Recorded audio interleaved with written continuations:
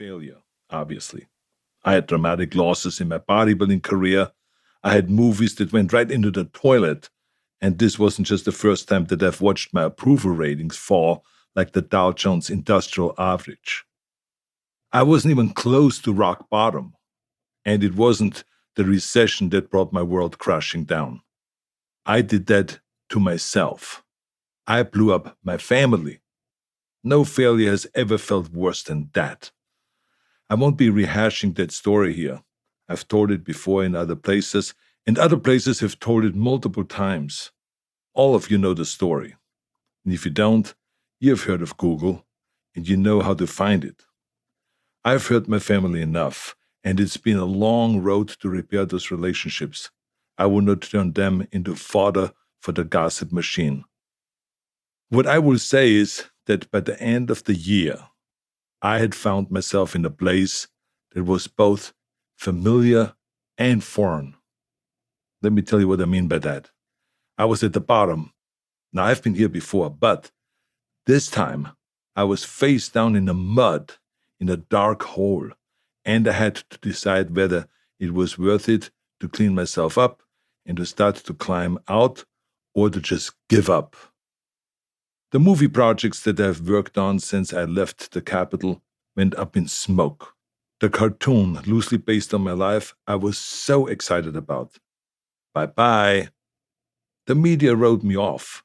My story would be over after 3 acts. Bodybuilding, actor, governor. Everybody loves a story that ends in tragedy, especially when it is the mighty who have fallen. If you've read anything about me, though, you probably already know that I didn't give up. In fact, I relish the challenge of having to climb back up.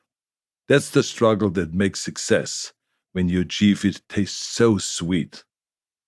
My 4th act has been a combination of all 3 previous acts combined to make me as useful as I can, with a little something else added in that I didn't expect. I continued my bodybuilding and fitness crusade with daily fitness emails to hundreds of thousands of hungry people and my Arnold Sports and Fitness festivals all over the world.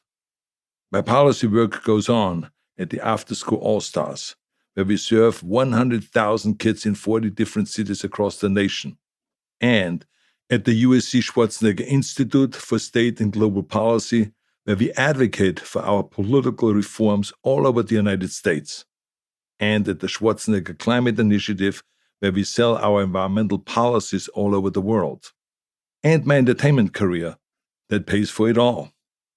This time, after climbing out of the Hollywood wilderness, doing movie after movie, I returned with a television series, which is a new creative medium for me that I've enjoyed enormously trying to master. I knew I'd continue all of those careers. Like I always tell you, I'll be back, right? But what I never expected was that as a byproduct of all this failure and redemption and reinvention, I'd become a self-help guy. Wow, that was new to me. Suddenly, people were paying me as much as former presidents got to show up and to give motivational speeches to their clients and to their workforces. Other people were taking the videos of those speeches, putting them on YouTube and on social media, and they were going viral.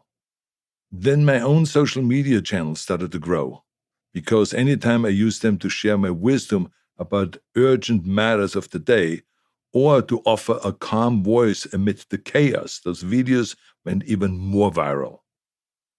People really seemed to benefit from learning from me, the same way I benefited early in my career from reading about and meeting my idols, many of whom you will hear about in this book. So I leaned into that, and I started to spread more and more positivity into the world. And the more I spoke, the more people came up to me in the gym to tell me that I'd gotten them through that dark time. Cancer survivors, people who had lost their jobs, people transitioning into the next phase of their career. I heard from men and women, boys and girls, high school kids and retirees, rich people, poor people, every color, creed, and orientation in the rainbow of humanity. It was fantastic. It was so surprising. I wasn't sure why this has happened, so I did what I always